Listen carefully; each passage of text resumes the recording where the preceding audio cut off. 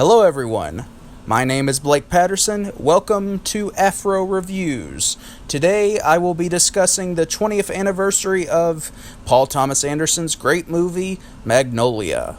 Magnolia is a film that continued to show how Paul Thomas Anderson was a director worthy of immense attention.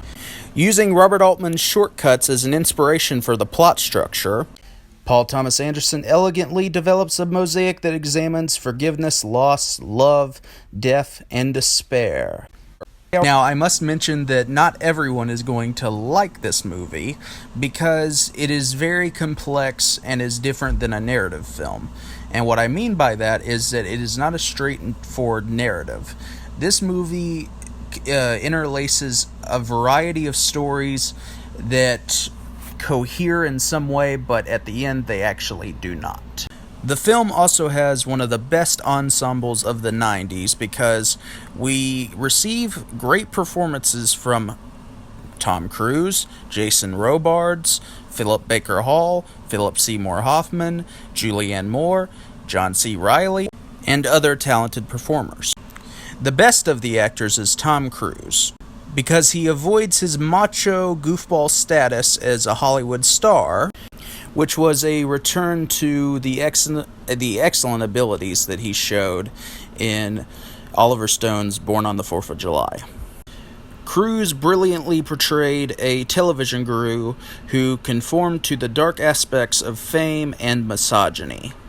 Cruise's character is much more than a caricature that you would see in a sitcom, because later on in the movie you see that this is a character who is troubled and is at a loss because of what had happened in his past.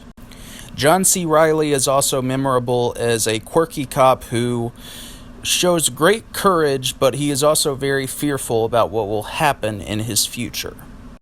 Riley's subplot with Melora Walters as a depressed girl is the more optimistic of the subplots in Magnolia. After being lauded as one of the best directors of his generation, Anderson expertly manufactured techniques that he had worked with in his music videos and in Boogie Nights and his first film, Hard Eight. There is a great and daring scene where each member of the ensemble sings a lyric from a song that was written by Amy Mann, and the scene on the surface would seem kind of cheesy and ineffective, but Anderson has a way of executing the scene that is quite fascinating, and you were intrigued by what is happening on screen.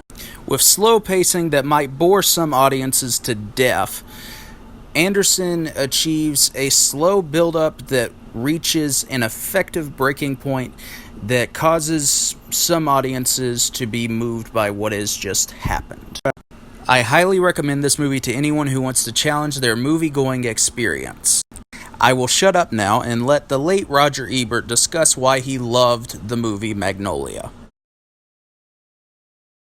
I loved it. It's on my list of the 10 best movies of the year. Oh, incredible. I'll give you this. Okay. I thought it had a good cast. Yes. I think it has a good filmmaker, Yes. worthy themes, parental neglect, the way it damages children and families, but the film is a mess.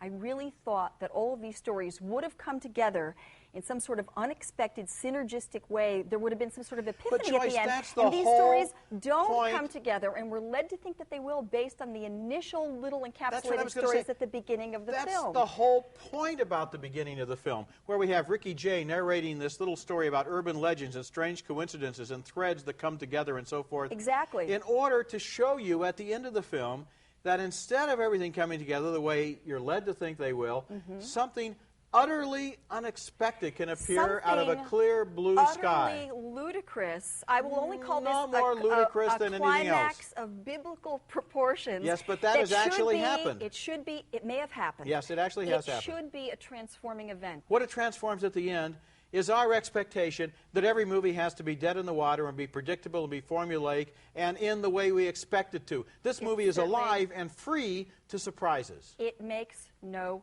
sense.